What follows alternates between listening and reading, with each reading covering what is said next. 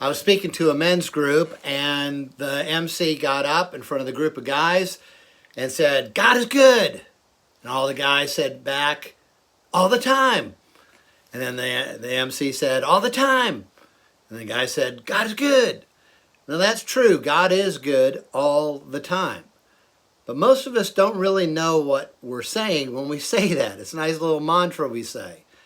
So it's interesting that in Sunday school classes I've been in Christian radio I've heard this, that when someone calls in or says in a Sunday school class that something very positive has happened, something favorable that they wanted to happen, everyone says, "Oh, isn't God good?"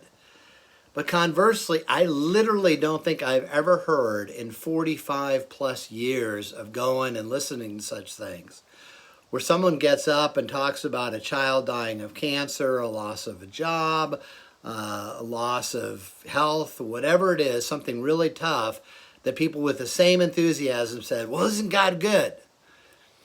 And so God's goodness is intrinsic to his character. It doesn't mean he always does good things for us as we deem those good things.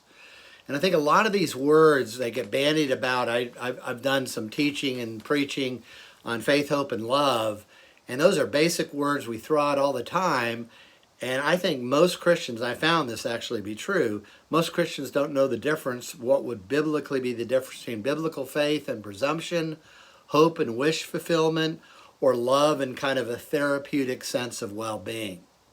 So when we say God is good all the time, I'm afraid a lot of us are not really clear on what that means.